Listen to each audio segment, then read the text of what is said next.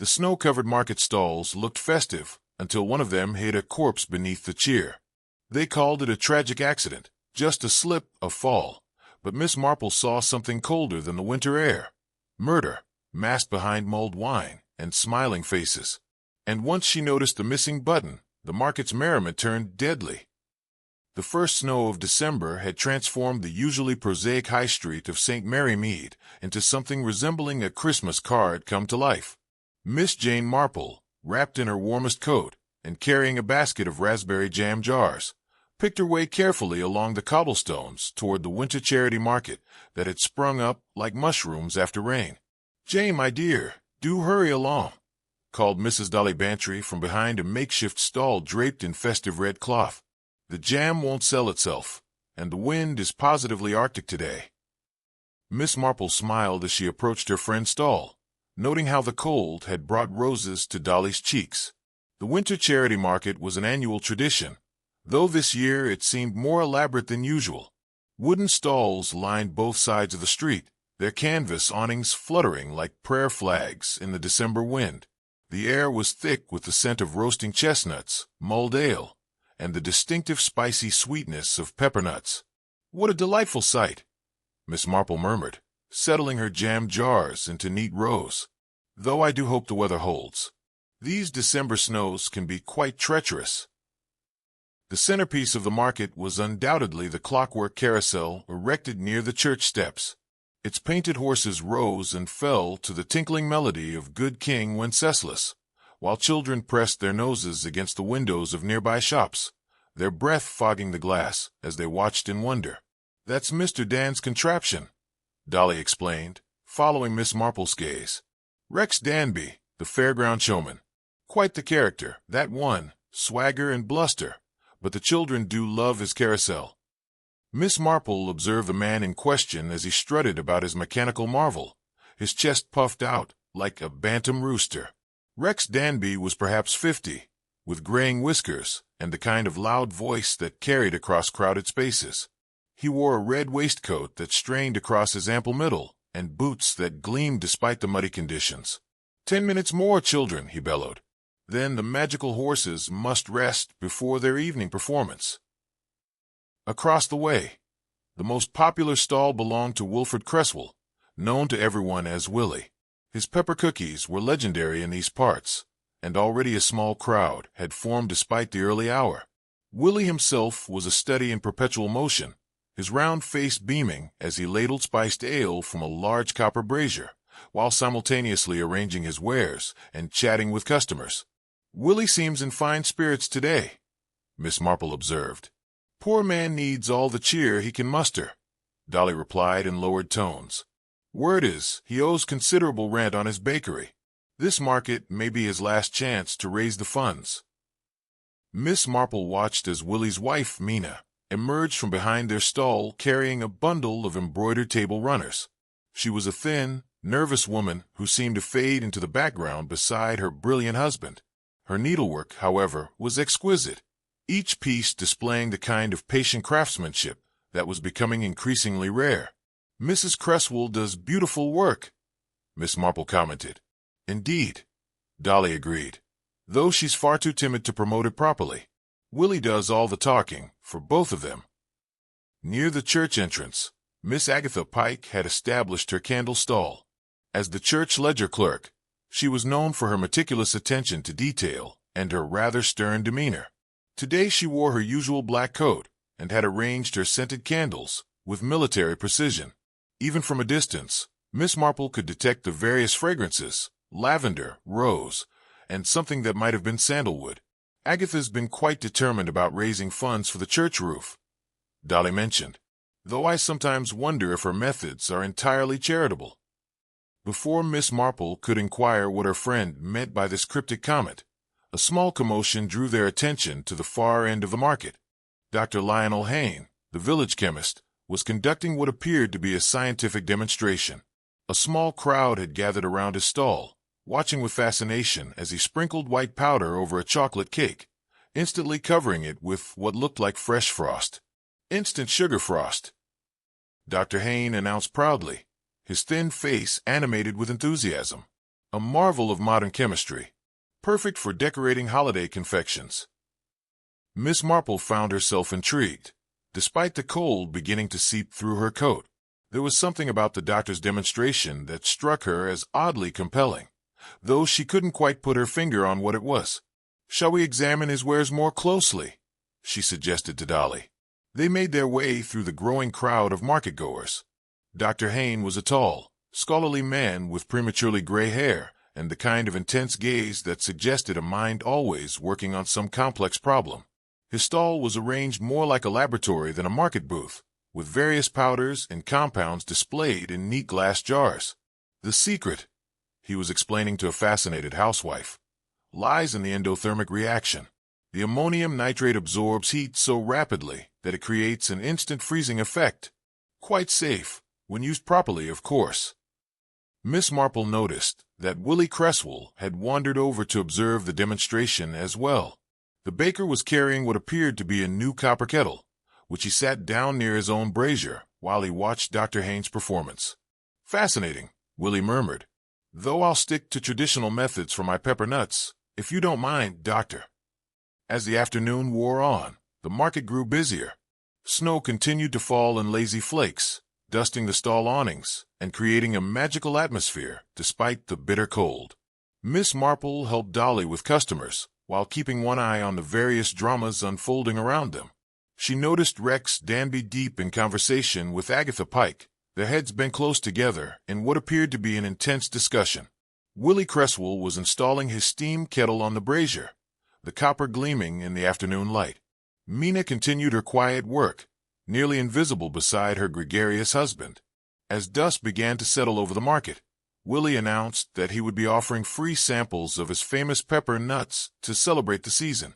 Miss Marple watched with interest as he began arranging small paper cups on his counter, the spicy aroma of his cookies mingling with the wood smoke from the braziers. There was something about the scene that gave her an odd feeling of unease, though she couldn't identify its source. Perhaps it was the way the frost crystals were forming on Willie's new copper kettle, despite the heat from the brazier beneath it, or the manner in which Agatha Pike kept glancing toward the Cresswell stall while pretending to arrange her candles. "Jane, you look troubled," Dolly observed. "Surely you're not worried about a simple charity market?" Miss Marple pulled her coat closer and smiled. "Perhaps it's just the cold, my dear. Though I've always found that winter markets can reveal the most unexpected things about people." She had no idea how prophetic those words would prove to be. The December dusk was settling over the winter charity market with that peculiar hush that comes when snow muffles all sound except the essential. The gas lamps along High Street had been lit early, casting pools of amber light that made the falling flakes dance like tiny moths. Miss Marple had just finished helping a young mother select a suitable jar of blackberry jam when Willie Cresswell's voice boomed across the market square. "Ladies and gentlemen, boys and girls," Willie called out, his breath forming white clouds in the frigid air. "As is our family tradition, I'm pleased to offer complimentary samples of our finest pepper nuts to celebrate this blessed season." Miss Marple glanced toward the Cresswell stall, where Willie had arranged perhaps 24 small paper cups in neat rows across his counter. Each cup contained several of his famous spiced cookies, their surfaces gleaming with a light dusting of sugar. And beneath it all, something chilling, something hidden, was just beginning to stir. The copper kettle on his brazier was sending up spirals of steam that caught the lamplight beautifully. "How generous of Willie," Dolly Bantry remarked, though Miss Marple detected a note of concern in her friend's voice. "I do hope he can afford such generosity, given his circumstances." A small crowd had begun to gather around Willie's stall. Rex Danby had abandoned his carousel temporarily, leaving the painted horses frozen mid-gallop while he strolled over with his characteristic swagger. Dr. Hayne approached from the opposite direction, still carrying one of his glass jars of the instant sugar frost powder.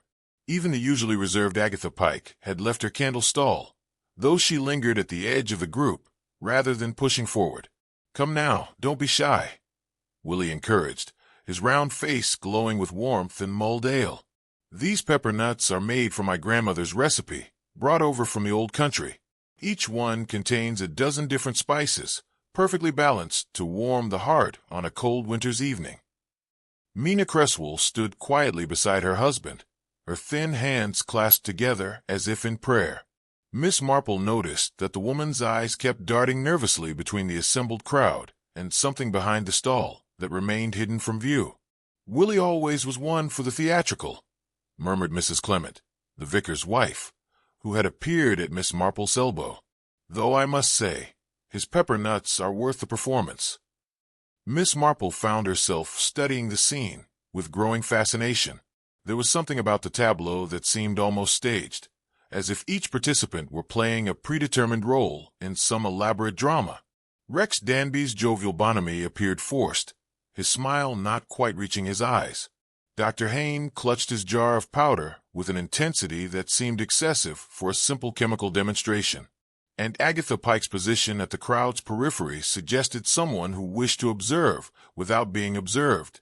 "Right then," Willie announced, lifting one of the paper cups high above his head. "Who'll be first to sample Willie Cresswell's famous pepper nuts?" Several hands shot up immediately, including those of Mrs. Clement and old Mr. Fawcett from the post office.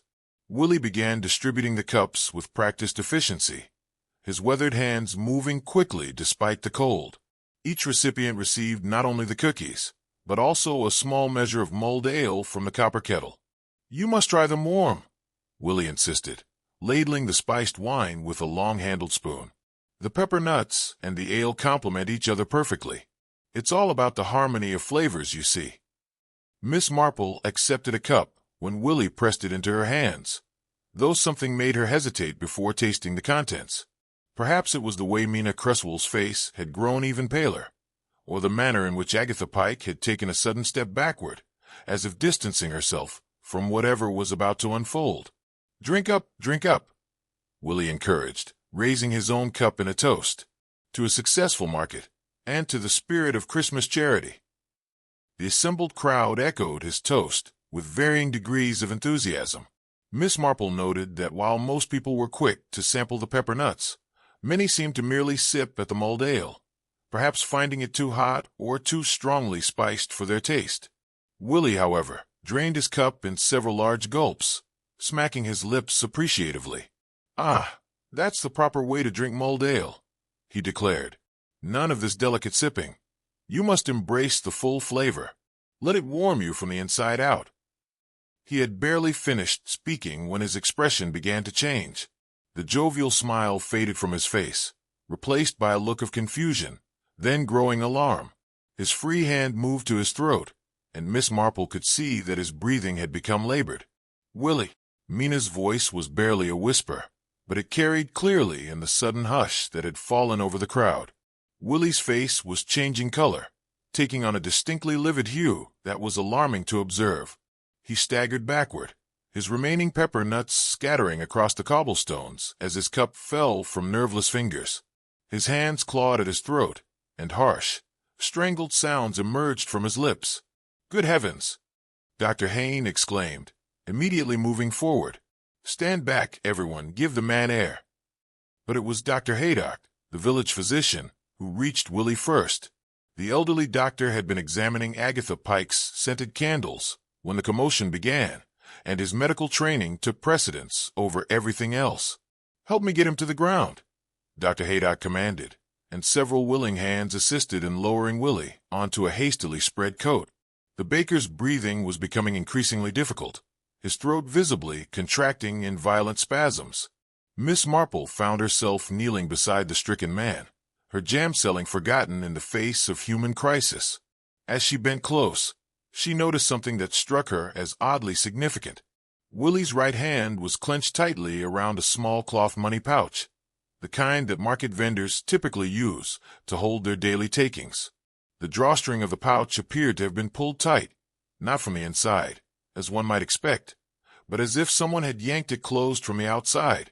"It looks like severe anaphylaxis," Dr. Haydock announced grimly, his practiced hands checking Willie's pulse and examining his throat.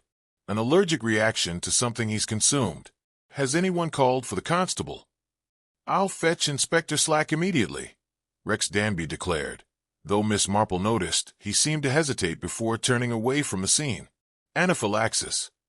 Mina Cresswell's voice was barely audible. But Willie's never been allergic to anything. He's eaten his own pepper nuts thousands of times. Dr. Haydock looked up from his patient with a grave expression. Allergies can develop suddenly, Mrs. Cresswell, particularly in middle age. Sometimes a person can consume something safely for years, then experience a severe reaction without warning. Willie's struggles were growing weaker, his breathing more labored. The crowd had formed a respectful circle around the medical drama, their earlier festive mood completely dissipated. Children were hastily ushered away by their parents, while the adults whispered among themselves in shocked tones. MissMarple remained kneeling beside Willie, her keen eyes taking in every detail of the scene. The scattered pepper and nuts gleamed in the lamplight, their spiced surfaces innocent of any obvious contamination. The overturned cup lay nearby, its contents slowly soaking into the snow-covered cobblestones. But it was the money pouch in Willie's grip that continued to capture her attention. "Doctor," she said quietly, "might I suggest examining that pouch he's holding? The way the string has been pulled suggests someone else may have handled it recently." Dr. Haydock glanced at the clenched fist, then nodded grimly. "You're quite right, MissMarple, though I'm afraid we'll need to wait for the proper authorities before disturbing anything." Inspector Slack arrived within minutes, his heavy boots crunching through the snow as he surveyed the scene with his characteristic air of grim efficiency. Behind him came Constable Pauk, notebook already in hand. "Right then," Inspector Slack announced, "everyone stand back. This is now a police matter." He knelt beside Willie, who had lost consciousness, though he continued to breathe in shallow, irregular gasps. "Food allergy, is it, Doctor?" "That would be my preliminary assessment," Dr. Haydock replied carefully, "though I'd recommend a thorough examination of everything he consumed this evening." Inspector Slack's gaze swept over the scattered pepper nuts and the overturned cup. "Simple enough case, I'd say. Man eats his own products for years without trouble, then develops a sudden allergy. These things happen, particularly with exotic spices." MissMarple said nothing, but her eyes remained fixed on Willie's clenched fist and the peculiar way the money pouch's drawstring had been secured. In her long experience, she had learned that the most obvious explanations were not always the correct ones, and there was something about this entire incident that struck her as carefully orchestrated, rather than spontaneous. As the ambulance arrived to transport Willie to the hospital, she found herself wondering who might have had the opportunity to tamper with his refreshments, and more importantly, why anyone would wish harm to such an apparently harmless man. The winter charity market had taken on a distinctly sinister atmosphere, and MissMarple suspected that Willie Cresswell's collapse was merely the first act in a much more complex drama. The ambulance had departed into the snowy night, its bell fading into the distance as it carried Willie Cresswell toward the hospital. The winter charity market, so festive mere minutes before, now bore the subdued atmosphere of a crime scene. Inspector Slack had cordoned off the Cresswell stall with rope, though the other vendors remained at their posts, speaking in hushed tones, while curious onlookers lingered despite the bitter cold. MissMarple stood near Dolly Bantry's jam stall, her sharp eyes surveying the scene with the methodical attention she might have devoted to examining a particularly complex piece of needlework. There was something about Willie's collapse that troubled her deeply, though she could not yet articulate what it was. "Terrible business," murmured Dr. Hayne, who had approached their stall with his jar of instant sugar frost still clutched in his hands. "Poor Willie seemed in such good spirits this evening." "Indeed," MissMarple replied thoughtfully, "though I confess I'm puzzled by something I observed just before his collapse." Dr. Hayne raised his eyebrows. "Oh, what sort of thing?" "The steam from his kettle," MissMarple said slowly. "It was quite vigorous, indicating considerable heat from the brazier beneath. Yet, I could have sworn I saw frost crystals forming around the spout." The chemist's expression grew suddenly alert. "Frost? On a hot kettle? That's quite impossible under normal circumstances." "That's precisely what I thought," MissMarple agreed, "which is why I found it so curious." Inspector Slack, who had been interviewing Mina Cresswell near the cordoned stall, approached with his characteristic air of brisk efficiency. Miss Marple, Dr. Hayne, I trust you're both satisfied that this was a straightforward case of food allergy. Man's been eating spiced foods all his life, develops a sudden reaction. Happens more often than you'd think.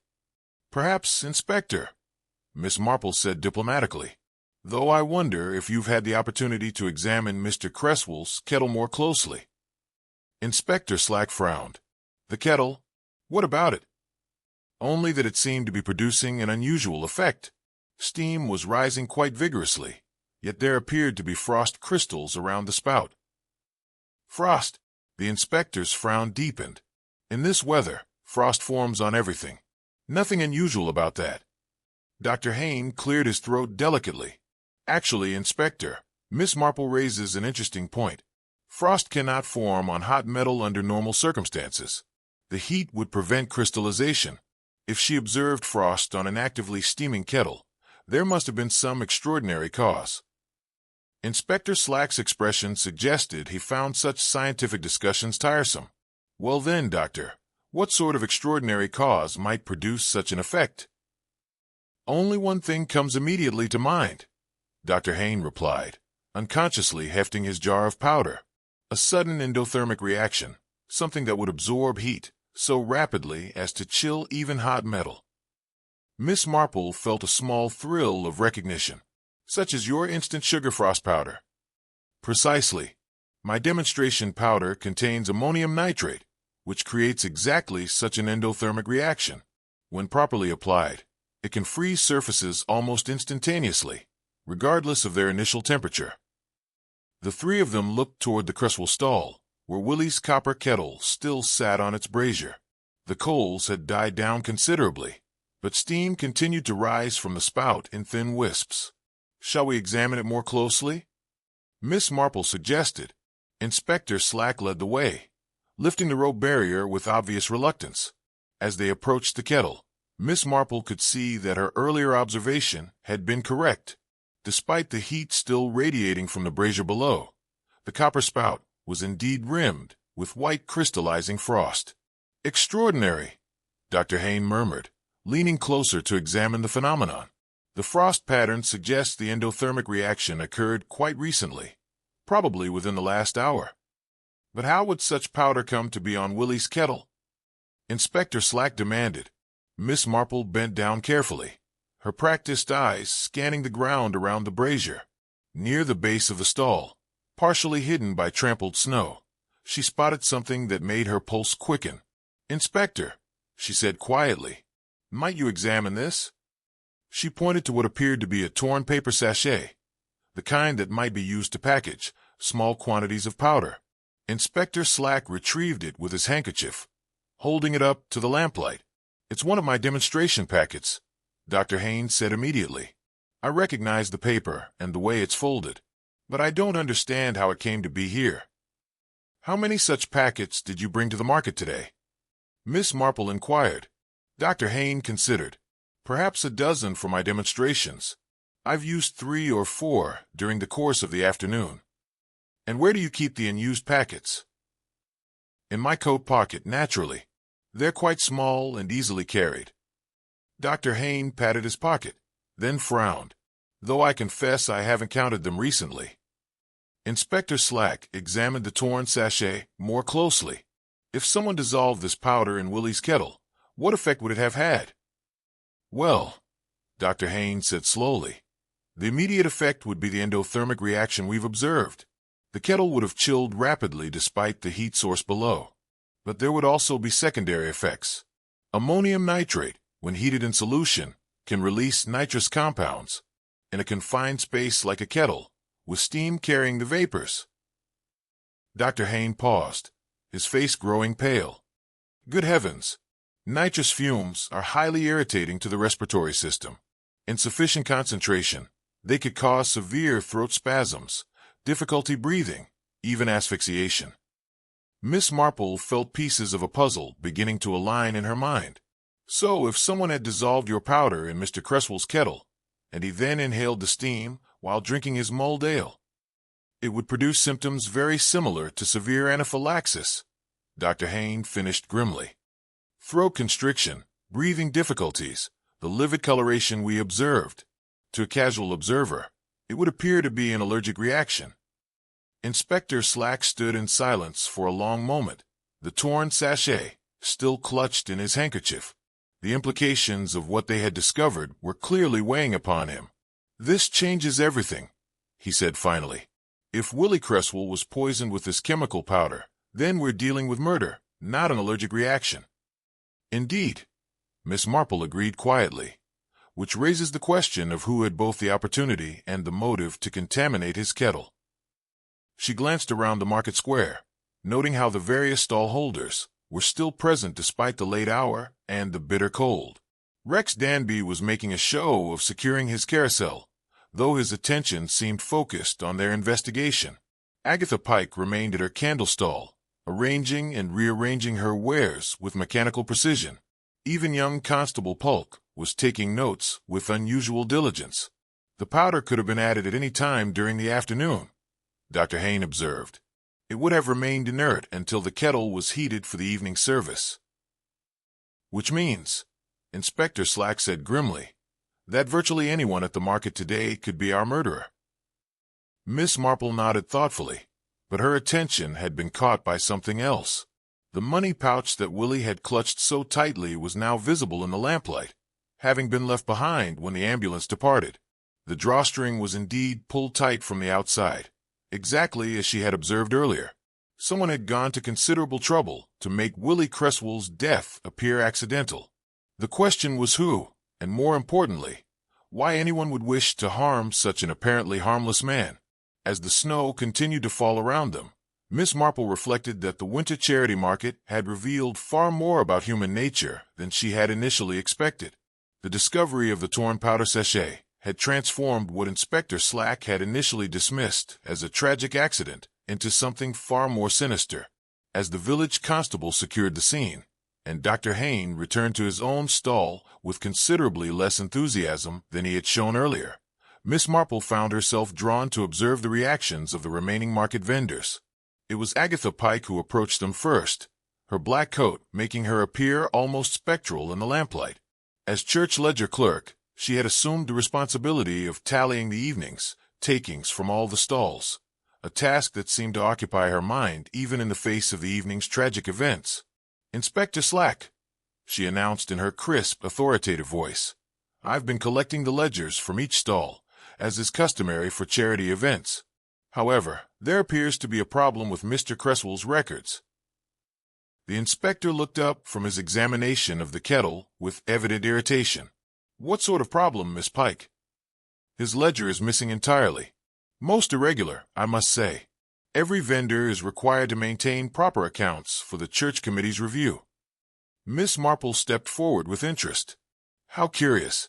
Are you quite certain it's not simply mislaid somewhere about his stall?" "I've searched thoroughly," Agatha replied, her thin lips compressed with disapproval. Willie Cresswell was always rather careless about such matters, but he did usually keep some form of record. At that moment, Mina Cresswell emerged from behind the cordon stall area, where she had been gathering her husband's personal effects. Her pale face was streaked with tears, and her hands trembled as she approached the group. "Mrs. Cresswell," Inspector Slack said more gently than was his custom, "I'm terribly sorry about your husband. Is there anything we can do to assist you?" Mina's voice was barely above a whisper. I found this in Willie's coat pocket. I thought perhaps it might be what Miss Pike was looking for." She held out a small leather-bound notebook, its brown cover worn smooth by frequent handling. MissMarple noticed immediately that the woman's hands bore the telltale stains of someone who worked regularly with fabric dyes, and there was a faint but distinctive aroma clinging to the notebook. "May I?" Inspector Slack took the book and opened it to the first page. His frown deepened as he examined the contents. "This is most peculiar. Mrs. Cresswell, can you make sense of your husband's writing?" Mina peered at the open pages, her brow furrowing with concentration. "Willie always said he used a special sort of market shorthand that he learned from his father. I'm afraid I never could understand it myself." MissMarple moved closer to examine the notebook over the inspector's shoulder. The pages were filled with columns of figures, but interspersed throughout were repeated letter combinations, that seemed to follow no obvious pattern. Most prominent were the letters PN, which appeared dozens of times throughout the entries. "How interesting," MissMarple murmured. "Inspector, might I observe that this notebook has a rather distinctive scent?" Inspector Slack lifted the book to his nose and sniffed delicately. "You're quite right. Rather spicy, isn't it? Reminds me of something, though I can't place what." "Clove oil, I believe," MissMarple said with quiet certainty. "It is often used in baking, particularly in traditional recipes, though it's curious to find such a strong concentration on paper." Dr. Hayne, who had been listening to their conversation with growing interest, approached the group once more. "Might I suggest that the repeated PN notations could refer to peppernuts? It would make sense for a baker to track his most popular products separately." "Possibly," Inspector Slack agreed, though he seemed far from satisfied with this explanation. "Mrs. Cresswell, did your husband often work with clove oil?" "Oh, yes," Mina replied, her voice growing slightly stronger. "It was his signature ingredient. He said it was the secret that made his peppernut special. He used it in everything, even mixed it into his ink sometimes when he was doing his accounts. Said it helped him remember which recipes he was calculating for." MissMarple found this detail particularly intriguing. In her experience, people who went to such lengths to mark their private papers usually had compelling reasons for doing so. "Mrs. Cresswell, forgive my asking, but did your husband have any business dealings that might have required such elaborate record-keeping?" The widow's pale face flushed slightly. "Willie was always very private about his business affairs. He said a woman shouldn't worry herself about such things." She paused, then added more quietly, "Though I did sometimes wonder why he needed to meet with so many people after hours, especially when the bakery was struggling." Agatha Pike, who had been studying the notebook with professional interest, suddenly stiffened. "Mrs. Cresswell, are you quite certain you found this in your husband's coat?" "Why, yes, Miss Pike. It was in his inside pocket, wrapped in a bit of cloth." "How very strange," Agatha murmured, though she offered no explanation for her apparent concern. Inspector Slack was growing visibly impatient with these cryptic exchanges. "Ladies, if any of you have information relevant to this investigation, I'd appreciate hearing it directly rather than in riddles." MissMarple considered her words carefully. "Inspector, I wonder if it might be worthwhile to examine the other vendors' ledgers for comparison. If Mr. Cresswell's record-keeping was indeed as unusual as it appears, the contrast might prove illuminating." "An excellent suggestion," Agatha Pike said quickly, perhaps too quickly. "I have Rex Danby's Carousel receipts, Dr. Haynes' chemical demonstration records, and of course my own candle sales figures. All perfectly standard accounting, I assure you." As Agatha produced the other ledgers from her large black handbag, MissMarple noticed that the woman seemed unusually eager to demonstrate the transparency of everyone else's records. The 3 books she presented were indeed models of clear, conventional bookkeeping, neat columns of figures and straightforward notations. "You see," Agatha said, opening Rex Danby's ledger. "Carousel rides at 6 pence each, total takings, expenses deducted. Nothing complicated about honest business." But MissMarple's attention had been caught by something else entirely. As Agatha handled the various ledgers, she noticed that the church clerk's fingers bore faint brown stains, similar to those she had observed on Mina Cresswell's hands. More significantly, there was a subtle but unmistakable aroma of clove oil emanating from Agatha's person. "Miss Pike," MissMarple said casually, "I couldn't help noticing that you seem to have worked with some aromatic oils recently.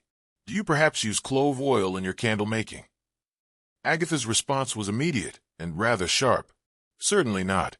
Clove oil would be far too expensive for decorative candles. I use only the most economical fragrances."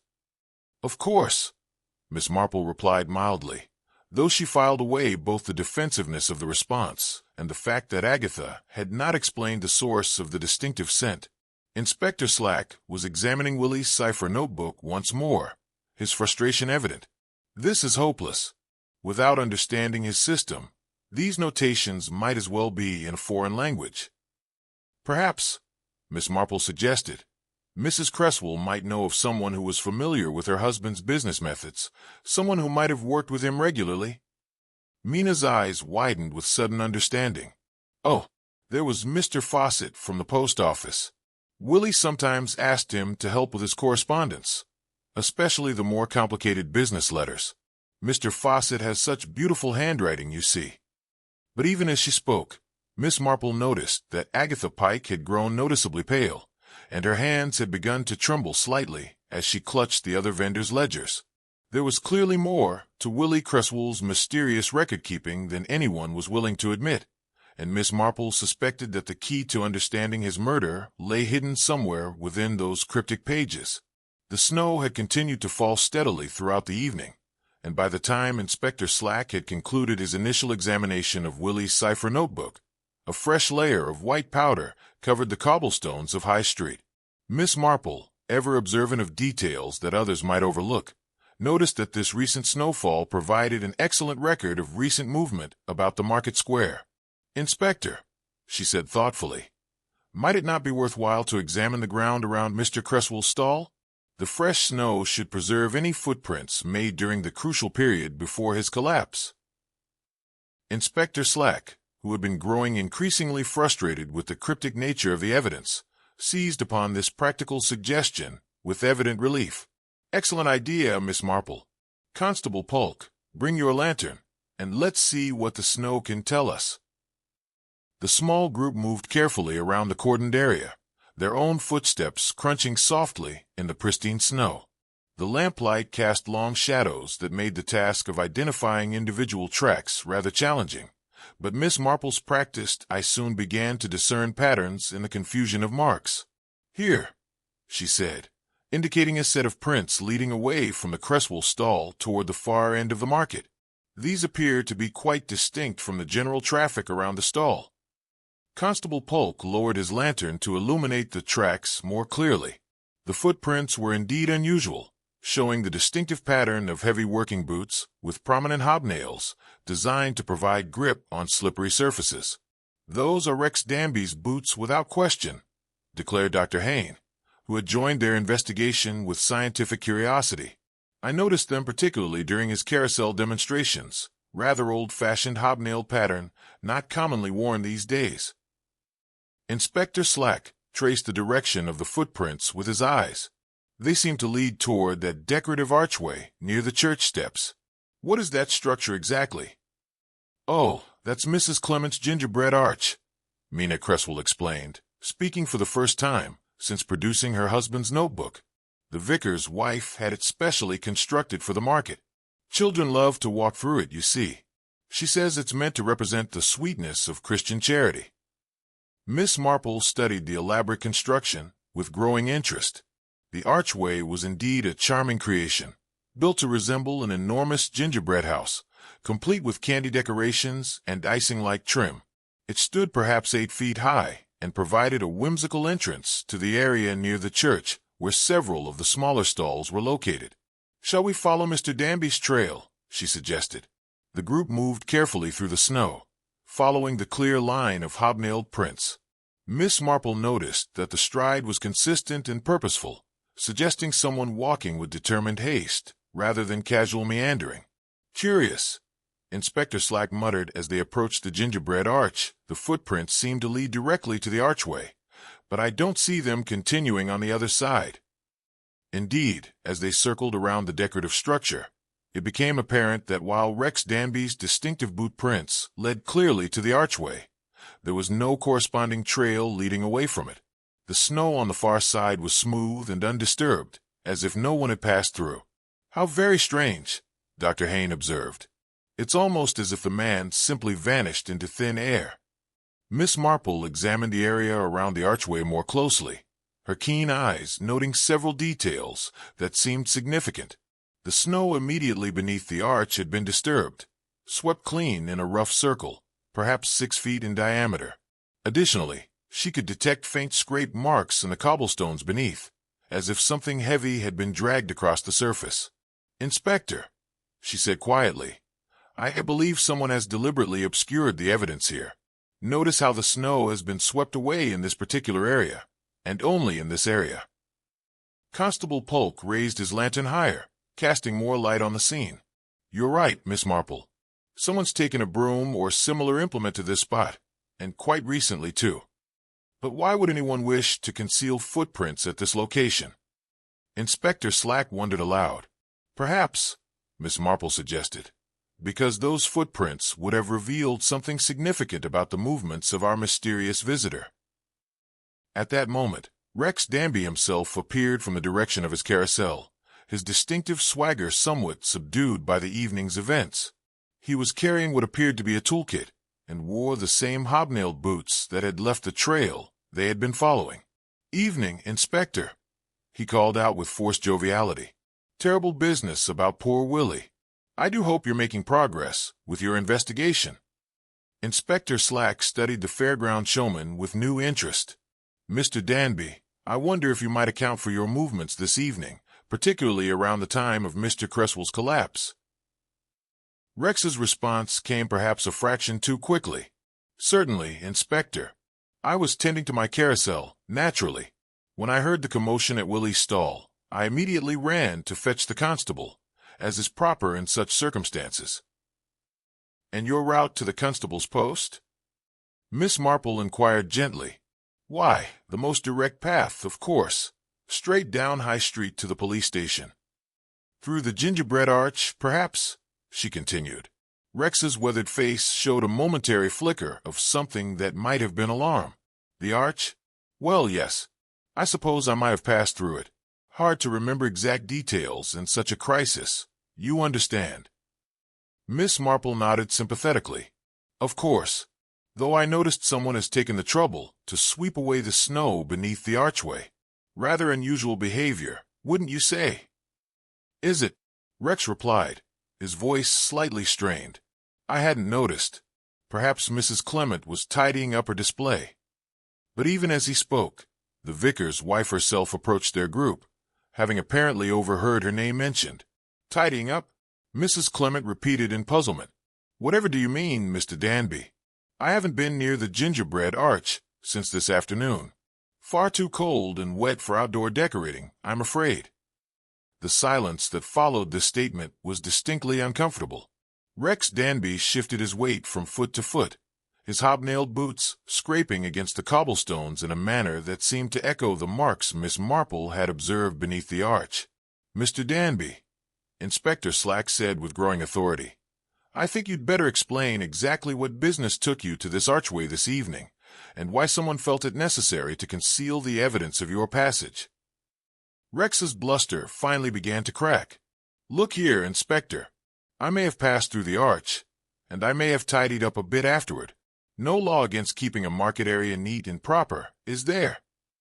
"That would depend," Miss Marple said quietly, "on what you were carrying when you passed through the arch, and why you felt the need to conceal your tracks."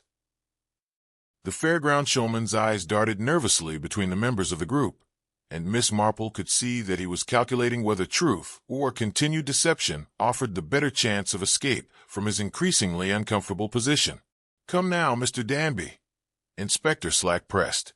"What were you really doing at the gingerbread arch, and what were you carrying that required such secretive behavior?" Rex Danby's shoulders sagged in defeat, and Miss Marple suspected they were about to learn something very significant indeed about the events surrounding Willie Cresswell's mysterious collapse. Rex Danby's mounting discomfort under Inspector Slack's questioning was interrupted by the arrival of Constable Polk, who had been conducting a methodical search of the market area at the inspector's earlier direction. The constable approached their group with evident excitement, carrying what appeared to be a canvas-wrapped bundle.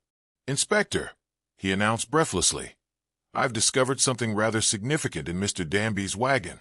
You'd better have a look at this." Inspector Slack accepted the bundle with professional interest, unwrapping it to reveal a small but wicked-looking ice pick. The implement was perhaps 8 inches long, with a wooden handle and a sharp metal point that gleamed dully in the lamplight. More significantly, both the point and handle were coated with a sticky crystalline substance that caught the light. "Well, Mr. Danby," Inspector Slack inquired, holding up the ice pick for examination, "perhaps you'd care to explain why this implement was hidden in your wagon, and what this coating might be?" Rex's face had gone considerably paler, and his earlier swagger had completely evaporated. That's my ice pick. Use it for chipping ice blocks for the Carousel steam whistle system. Nothing unusual about that, surely. MissMarple stepped closer to examine the implement, her sharp eyes noting several details that seemed significant. Mr. Danby, might I ask when you last used this ice pick for its intended purpose? This morning, naturally. Had to chip fresh ice for the day's operations. Yet the coating appears quite fresh, she observed, and unless I'm much mistaken, it has a distinctly sweet aroma. Dr. Hayne, his scientific curiosity aroused, leaned in to examine the ice pick more closely. May I, Inspector? At Slack's nod, he carefully scraped a small sample of the crystalline coating onto his fingertip and examined it. This appears to be sugar, but mixed with something else. The consistency and the way it's crystallized suggests. He paused, then looked up with sudden understanding. Good heavens, this is the same mixture I observed on Willie's kettle, sugar combined with ammonium nitrate residue. The implications of this discovery settled over the group, like a cold wind. Inspector Slack fixed Rex Danby with a stern gaze. Mr. Danby, I think you'd better explain exactly how your ice pick came to be coated with the same chemical mixture that was used to poison Willie Cresswell. Rex's composure finally cracked entirely. Look here, I never meant any harm to come to Willie. You've got to believe me on that score. Then perhaps you'd better tell us exactly what you did mean, MissMarple suggested gently. Rex glanced around the group, then seemed to reach some internal decision. All right. I did help someone with a bit of, let's call it retrieval work. But I swear on my mother's grave, I thought it was just about recovering some property that rightfully belonged to them. What sort of property? Inspector Slack demanded. A ledger. Willie's business ledger. The person said Willie had been keeping records that didn't belong to him, and they needed to get them back before anyone else saw them. MissMarple felt pieces of the puzzle beginning to align. And this person asked you to use your ice pick to retrieve this ledger? Well, yes. They said the ledger might be locked away in Willie's cash box or secured somehow. The ice pick was to help with accessing it if necessary. But surely Mr. Cresswell would have simply handed over any documents if properly asked, Dr. Hayne interjected. Rex's laugh was bitter. You don't know Willie like I did, Doctor. He was a stubborn man when it came to business matters. Liked to hold on to things that gave him leverage, shall we say. Inspector Slack's expression had grown increasingly grim. Mr. Danby, I'm going to ask you directly. Did you participate in the murder of Willie Cresswell? Murder? Rex's voice rose to a squeak. Good God, no. I was told the plan was simply to create a distraction during which the ledger could be recovered. Something about making Willie feel a bit poorly, so he'd have to sit down and rest, giving someone the opportunity to search his things. And you believe that story? MissMarple asked, her tone carefully neutral. Ah, yes. The person said they had some sort of powder that would make Willie feel dizzy for a few minutes. Nothing serious, just enough to get him away from his stall temporarily. Dr. Hayne shook his head in disbelief. Mr. Danby, the powder you're describing was a lethal chemical compound. Even a small amount, when heated and inhaled, could cause fatal respiratory distress. Rex's face went white. Fatal. But they assured me it was harmless. Said it was just something to make him feel a bit unwell, like eating too much rich food. Who is they, Mr. Danby? Inspector Slack demanded. I want the name of your accomplice, and I want it now. Rex hesitated, clearly wrestling with conflicting loyalties. MissMarple noticed that his gaze kept drifting toward the area where the market stalls were located, though whether toward any particular stall was difficult to determine in the lamplight. Come now, she said encouragingly. You've clearly been deceived about the true nature of what you were asked to do. Surely you don't wish to protect someone who used you in such a callous manner. It's just, Rex began, then stopped. Well, it's complicated, you see. There were arrangements, financial arrangements, that made it difficult to refuse. What sort of arrangements? Inspector Slack pressed. Free stall space. Rex admitted reluctantly. I was promised free space for my carousel in exchange for helping with this ledger business, and given that the rental fees were more than I could properly afford. MissMarple exchanged a meaningful glance with Inspector Slack. In her experience, financial desperation was often the key that unlocked criminal conspiracies. Mr. Danby, she said carefully, who has the authority to grant free stall space at a church charity market? Rex's silence was answer enough. Constable Polk whistled softly under his breath, while Dr. Hayne looked genuinely shocked. The church committee, Inspector Slack said grimly. Or more specifically, someone with significant influence over market arrangements. I never thought it would lead to murder, Rex said miserably. I thought I was just helping to recover some business papers. When I saw Willie collapse like that, he shuddered, I knew something had gone terribly wrong. Is that when you swept away your footprints at the gingerbread arch? MissMarple inquired. Yes. I panicked. I suppose I realized I might be connected to whatever had happened to Willie, and I tried to cover my tracks. Literally, as it turned out. Inspector Slack was examining the ice pick once more, his expression thoughtful. Mr. Danby, I want you to think very carefully before you answer this next question. Did you use this ice pick to tamper with Willie Cresswell's kettle? No. Rex's response was immediate and emphatic. I was never asked to go near his cooking equipment. My job was supposed to be retrieving the ledger after Willie became ill. The ice pick was just in case his cash box was locked or secured somehow. Then how do you explain the chemical residue on the implement? Rex looked genuinely puzzled. I don't know. After Willie collapsed, and I realized something had gone wrong, I put the ice pick back in my wagon without really examining it. Someone else must have used it for whatever was done to Willie's kettle. MissMarple nodded thoughtfully. The story was beginning to make sense, though it painted a picture of a conspiracy far more elaborate and cold-blooded than anyone had initially suspected. Rex Danby's confession had provided Inspector Slack with several promising leads, but it had also raised as many questions as it answered. As the evening grew later, and the snow continued to fall, the inspector found himself facing the uncomfortable reality that his investigation was far from complete. The identity of Rex's mysterious benefactor remained unknown, and the exact mechanism by which Willie Cresswell had been poisoned was still unclear. MissMarple, ever sensitive to the undercurrents of human behavior, had noticed that several of the remaining market vendors seemed unusually reluctant to depart, despite the late hour and deteriorating weather conditions. Most curious of all was the behavior of Agatha Pike, who continued to fuss with her candle display long after any reasonable person would have packed up and gone home.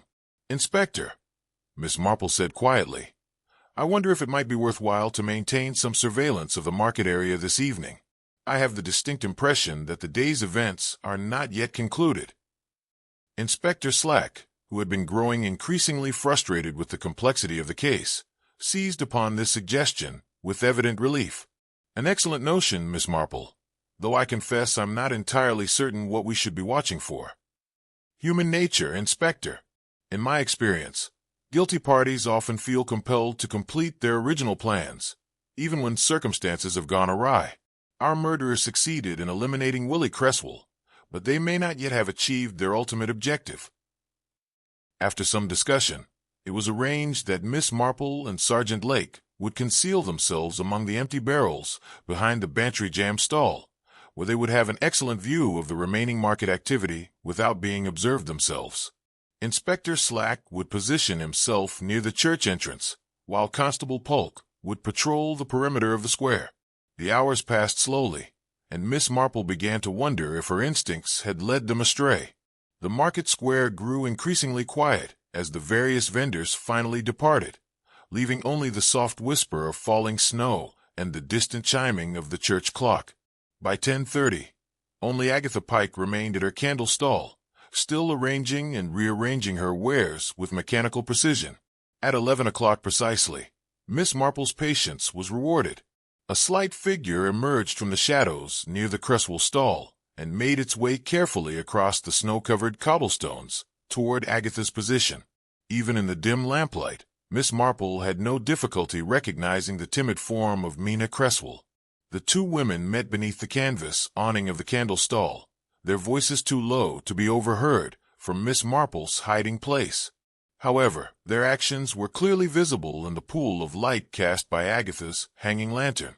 Mina reached into her coat and withdrew what appeared to be the leather-bound notebook they had examined earlier that evening. She held it out toward Agatha, with hands that trembled noticeably in the cold air. Agatha examined the notebook briefly, then reached into her own black handbag and produced a small roll of banknotes. The exchange was completed quickly, with Agatha tucking the notebook into her bag, while Mina counted the money, with obvious relief. "Now, Sergeant," MissMarple whispered, and both she and Sergeant Lake emerged from their concealment. "Mrs. Cresswell, Miss Pike," Sergeant Lake called out in his most authoritative voice. "Police, stand where you are." Both women froze as if turned to stone, their guilty expressions clearly visible in the lamplight. Mina's face crumpled immediately, and she began to sob with quiet desperation. "I can explain everything," Agatha said quickly, though her usual composure had clearly been shaken. "This is simply a matter of recovering church property that had been misappropriated." "Church property?" MissMarple inquired gently as she approached the two women. "How interesting. Mrs. Cresswell, might I ask, what led you to believe that your husband's notebook belonged to the church?" Mina's sobs made speech difficult, but she managed to gasp out a few words between tears. "Miss Pike said Willie had been keeping records that belonged to the church roof fund. Said if I gave her the ledger, she could make sure I wouldn't be held responsible for what Willie had been doing."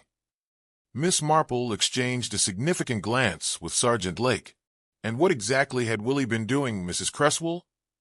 "The gambling," Mina whispered miserably. "Willie had been running some sort of gambling arrangement with his peppernuts, taking bets from people all over the county. Miss Pike said the church committee had discovered it, and that I could be prosecuted as an accomplice unless I cooperated." Agatha Pike's face had grown noticeably pale during this recitation. "The woman is clearly distraught," she said sharply. "Grief can cause people to say all manner of things that aren't entirely accurate." "Perhaps," MissMarple agreed mildly, "though I notice that you haven't denied the essential facts of Mrs. Cresswell's account. Sergeant Lake, I believe you witnessed Miss Pike paying Mrs. Cresswell a considerable sum for that notebook." £20, Sergeant Lake confirmed. "I saw the transaction clearly." £20. MissMarple's eyebrows rose. "That seems rather generous compensation for recovering allegedly stolen church property. Unless, of course, the notebook contains information that's worth considerably more than £20 to someone." Agatha's composure was beginning to crack. "I was simply trying to help a widow in her time of need. The money was a charitable donation, nothing more." "How very Christian of you," MissMarple observed. "Though I confess I'm curious about one detail. You mentioned earlier this evening that you'd been collecting ledgers from all the market vendors, yet Willie's ledger was supposedly missing.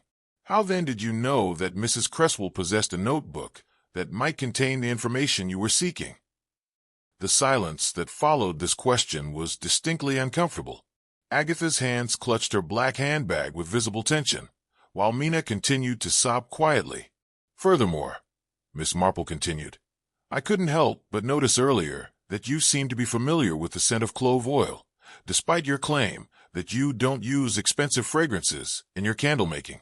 Yet both you and Mrs. Cresswell bear traces of that same distinctive aroma."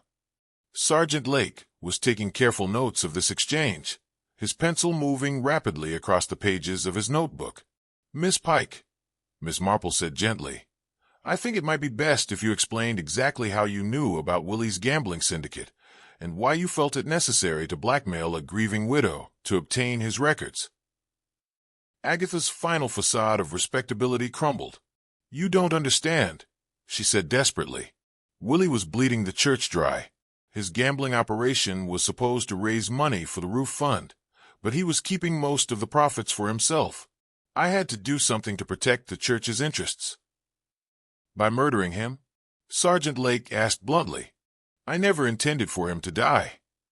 Agatha's voice rose to a near shriek. "The plan was simply to make him ill enough that I could search his stall and recover the evidence of his theft. Rex Danby was supposed to help me locate the ledger, while Willie was indisposed. Miss Marple nodded thoughtfully. The confession was proceeding exactly as she had anticipated, though she suspected there were still several important details yet to be revealed. Agatha Pike's partial confession had provided Inspector Slack with the breakthrough he had been seeking, but Miss Marple's methodical mind recognized that several crucial elements of the case remained unresolved. As Sergeant Lake prepared to escort both women to the police station for formal questioning, she found herself studying the physical evidence with renewed interest. "Sergeant," she said quietly, "before we proceed further, might it be worthwhile to examine the contents of Miss Pike's handbag more thoroughly? I suspect we may find additional evidence that could prove illuminating." Inspector Slack, who had arrived at the candle stall upon hearing Sergeant Lake's shouts, nodded grimly. "Miss Pike, I'm afraid I must ask you to surrender your handbag for inspection." Agatha clutched the black leather bag to her chest with obvious reluctance. "Surely that's not necessary. I've already explained about the notebook." Nevertheless, Inspector Slack replied firmly, "It's standard procedure in murder investigations." With evident reluctance, Agatha handed over the handbag.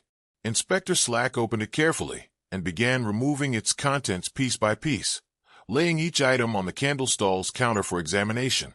Along with the expected feminine necessities, the bag contained Willie's Cipher notebook, a small vial of what appeared to be lamp oil, and a leather purse containing several banknotes.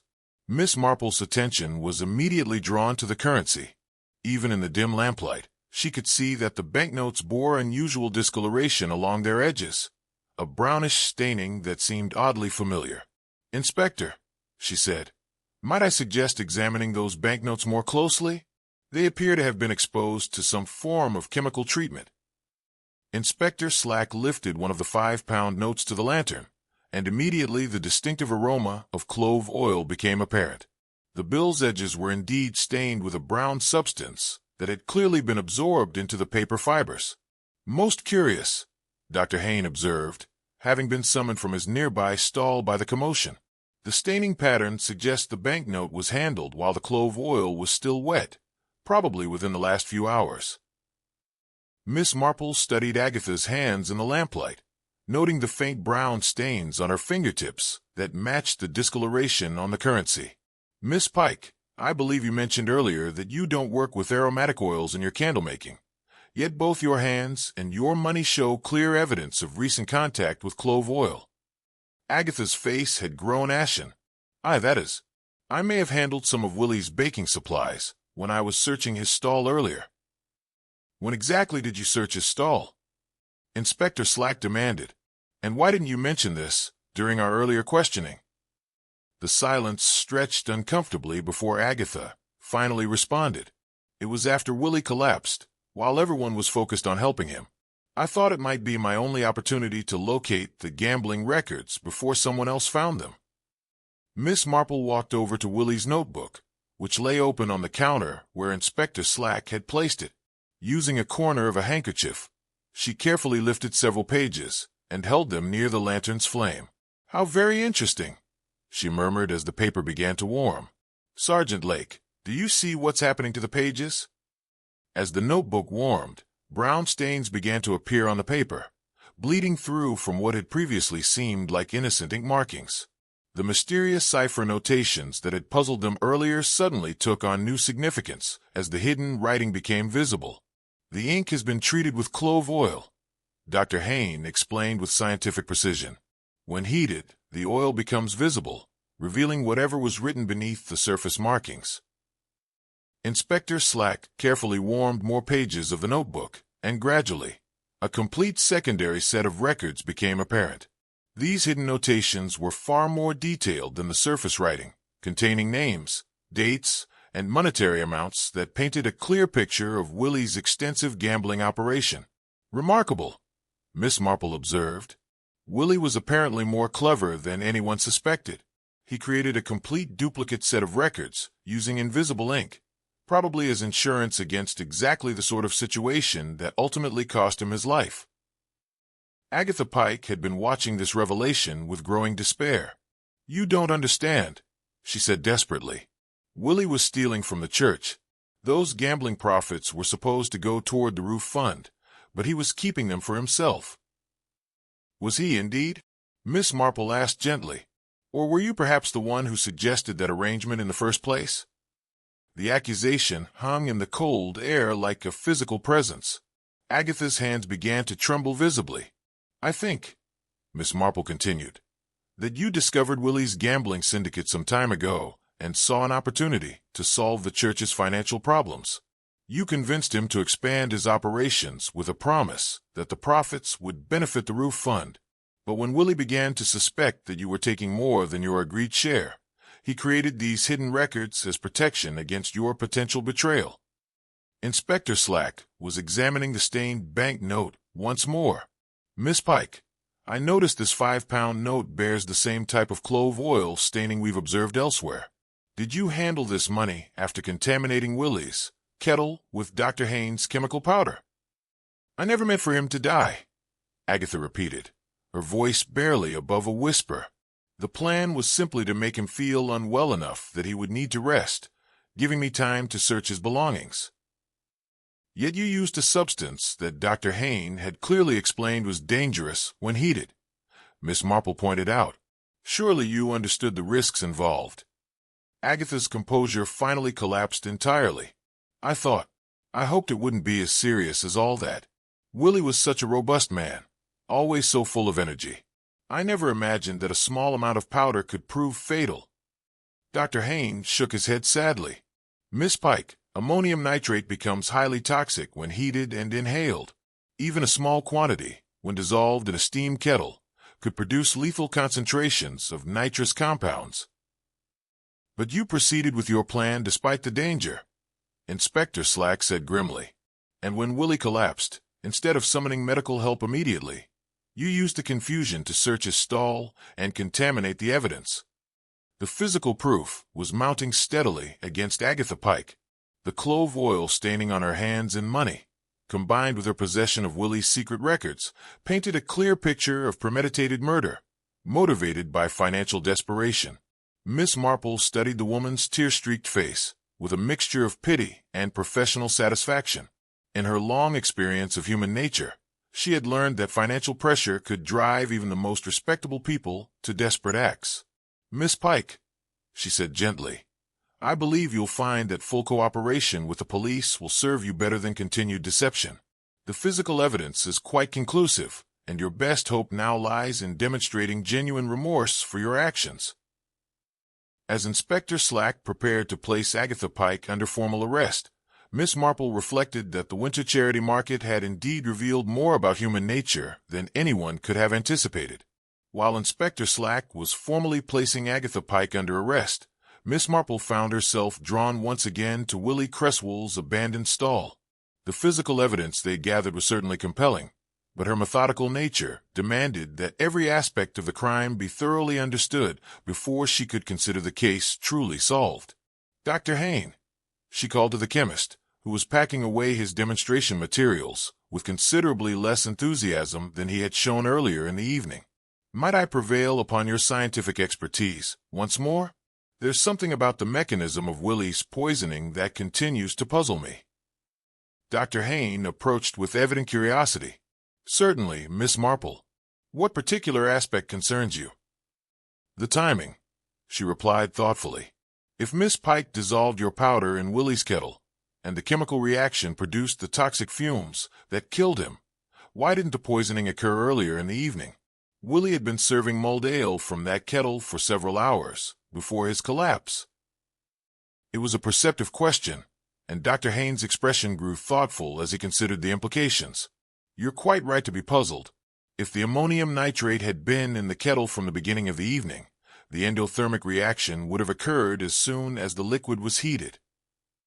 Inspector Slack, who had left Agatha Pike in Sergeant Lake's custody, rejoined their group with interest. Are you suggesting that Miss Pike couldn't have poisoned the kettle earlier in the day?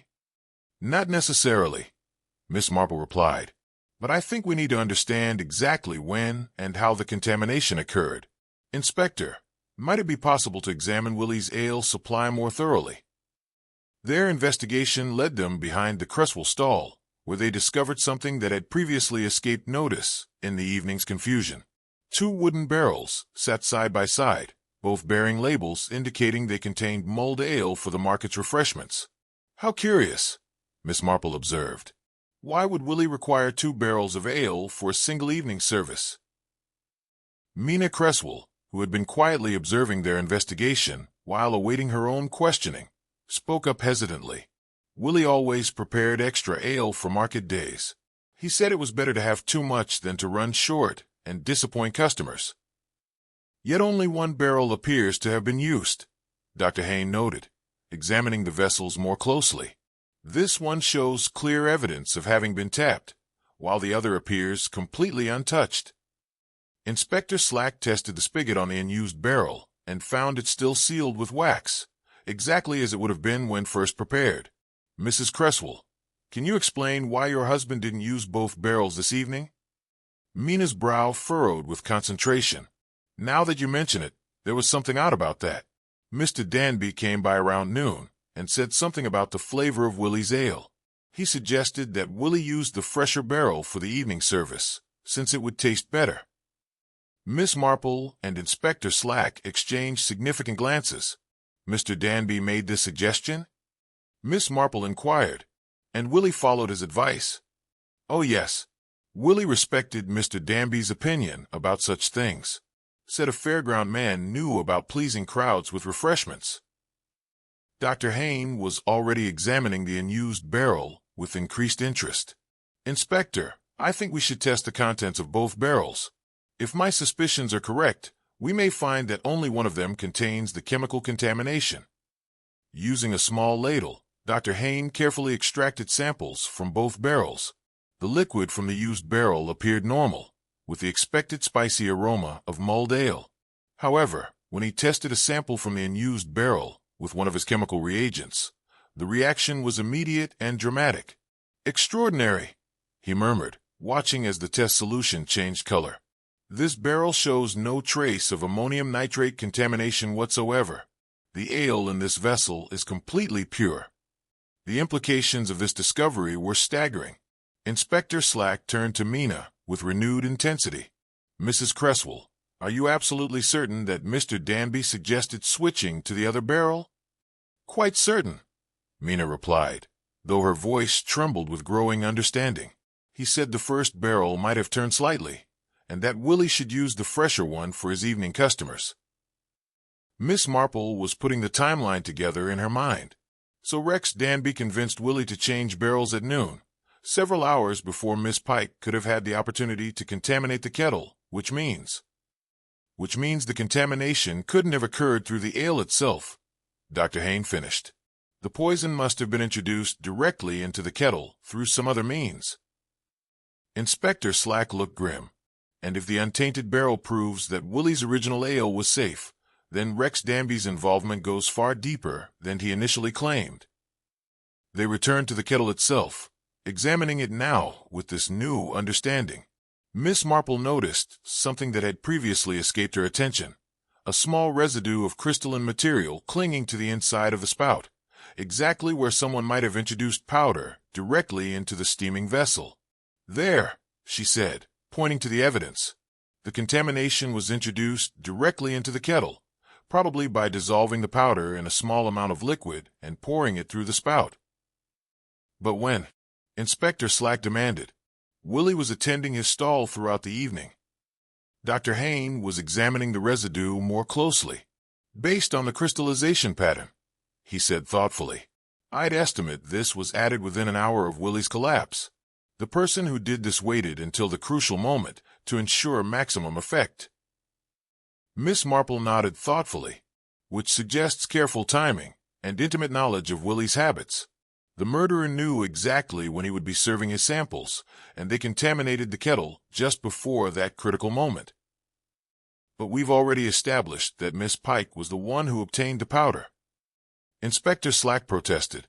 "How does Rex Danby's barrel switching fit into this?" "Perhaps," MissMarple suggested, "Mr. Danby's role was to ensure that Willie would be using uncontaminated ale, so that when the kettle was poisoned, the evidence would point to external contamination, rather than problems with Willie's brewing. It's quite a clever way of directing suspicion away from the true method of murder. The revelation that there were 2 barrels, only one of which had been used, fundamentally changed their understanding of the crime. It suggested a level of premeditation and coordination between the conspirators that went far beyond what Rex Danby had initially admitted. Inspector Slack's expression was grimmer than ever as he considered the implications. If Rex Danby was actively helping to set up the conditions for Willie's murder, he muttered, then his claims of innocent involvement become considerably less credible. Indeed, MissMarple agreed, and it suggests that Miss Pike had at least one active accomplice in planning and executing this crime. The question is, were there others involved as well? As they prepared to conduct further questioning of both suspects, MissMarple reflected that the winter charity market had proven to be the scene of a far more complex and cold-blooded crime than anyone had initially suspected. The church hall had been hastily converted into a makeshift interrogation room, with candles providing the only illumination against the bitter December night. MissMarple sat quietly in a corner, her knitting needles clicking softly as she observed Inspector Slack's methodical questioning of the suspects. The accumulated evidence had created a web of complicity that was both fascinating and deeply troubling in its implications. Rex Danby sat slumped in his chair, his earlier swagger completely evaporated. Agatha Pike maintained her rigid posture despite the handcuffs, though her face bore the gray pallor of someone whose carefully constructed world had collapsed entirely. Between them, the various pieces of physical evidence were arranged on a small table, like the components of some grim puzzle. "Ladies and gentlemen," MissMarple said quietly, setting aside her knitting, "perhaps it would be helpful if we reconstructed exactly what happened this evening, step by step." Inspector Slack nodded gratefully. The complexity of the case had clearly tested his usual direct approach to criminal investigation. "Very well, MissMarple. Please proceed." MissMarple rose and moved to stand near the evidence table, her gentle manner belying the sharp intelligence that had unraveled the conspiracy. "The crime began weeks ago," she said, "when Miss Pike discovered Willie Cresswell's gambling syndicate. Rather than reporting it to the authorities, she saw an opportunity to solve the church's financial difficulties. She convinced Willie to expand his operations, with the promise that a portion of the profits would benefit the roof fund." Agatha Pike's lips pressed together in a thin line, but she offered no contradiction. "However," MissMarple continued, "Willie was far more clever than Miss Pike anticipated. He created duplicate records, using clove oil as invisible ink, documenting not only his gambling transactions, but also Miss Pike's increasing demands for larger shares of the profits. When Willie began to resist her escalating requests, Miss Pike realized she needed to gain control of these incriminating records." MissMarple moved to examine Dr. Haynes' powder sachet, which lay torn on the table. The plan that emerged was elegant in its simplicity. Miss Pike would use Dr. Haynes' demonstration powder to poison Willie's kettle, creating symptoms that would appear to be a severe allergic reaction. During the confusion that followed, Rex Danby would retrieve Willie's records, and the gambling operation could continue, under Miss Pike's direct control. Rex Danby looked up miserably. "She told me it would just make him feel poorly for a few minutes," he said softly. "Said we needed to recover some church documents that Willie was holding illegally." "And you believe this story?" Inspector Slack asked, his voice thick with evident skepticism. "I wanted to believe it," Rex admitted, looking down. "The promise of free stall space was worth more to me than careful questioning of her motives." MissMarple nodded with quiet understanding. "Financial desperation," she said gently, "makes people vulnerable to precisely such proposals.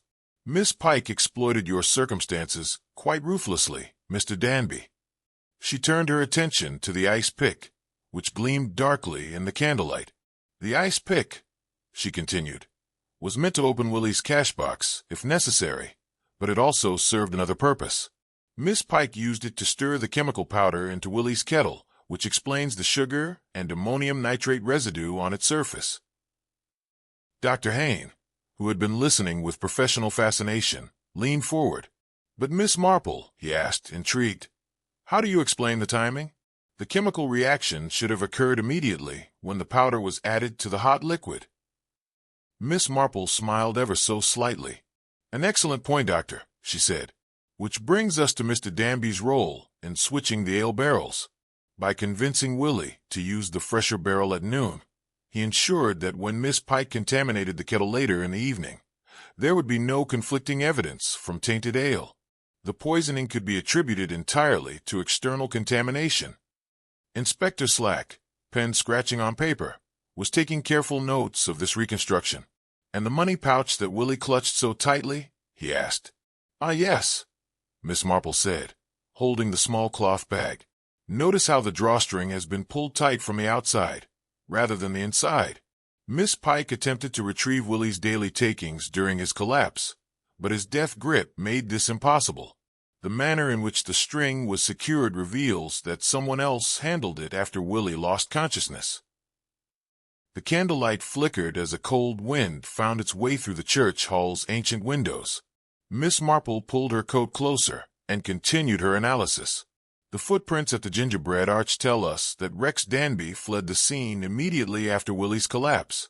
Realizing that the harmless powder had proved fatal, he swept away the evidence of his passage, but the hobnail pattern of his boots was distinctive enough to identify, along with the clove oil staining."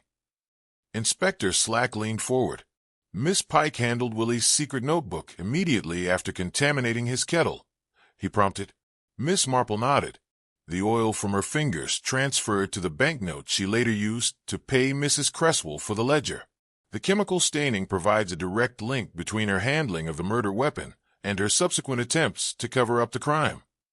Rex Danby stared at his trembling hands, his voice barely audible. "I never meant for anyone to die," he whispered.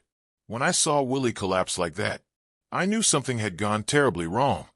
"Yet you said nothing," Inspector Slack observed grimly. "You allowed us to pursue the theory of accidental food allergy, while knowing the truth about the poisoning." "I was afraid," Rex admitted. "Afraid of being charged as an accomplice to murder." Miss Marple's voice carried a note of gentle reproof. "Your fear, while understandable, cost valuable time in our investigation and caused additional suffering for Mrs. Cresswell." Agatha Pike finally spoke, her voice barely above a whisper. "I never intended for Willie to die. The church needed that money so desperately, and he was keeping so much of it for himself." "Was he indeed?" Miss Marple asked quietly. "Or had you perhaps convinced yourself that your theft was justified by the church's needs?" The silence that followed was broken only by the soft hiss of candle flames and the distant sound of wind in the church eaves. Inspector Slack gathered the evidence with professional efficiency. "Miss Pike, Mr. Danby, you are both under arrest for the murder of Wilfred Cresswell. Mr. Danby will be charged as an accessory, while Miss Pike faces charges of premeditated murder." As the constables led the prisoners away, Miss Marple remained in the candlelit hall, reflecting on the evening's revelations. The winter charity market had indeed revealed the true nature of its participants, though not in the way anyone had anticipated. Later, as she walked home through the softly falling snow with Dolly Bantry, Miss Marple observed, "Spice can cheer winter nights, my dear. Yet, when mixed with desperation, even the sweetest nut turns bitter indeed." The market stalls stood empty in the snow, their festive decorations now seeming melancholy in the aftermath of tragedy. But already, word had spread through the village that a parish collection was being organized to help Mina Cresswell pay off her husband's bakery debts, ensuring that at least one person would benefit from the community's charitable spirit. Miss Marple smiled quietly to herself as she reached her cottage gate. Even in the darkest circumstances, human kindness had a way of asserting itself, providing hope that spring would eventually follow winter's coldest nights.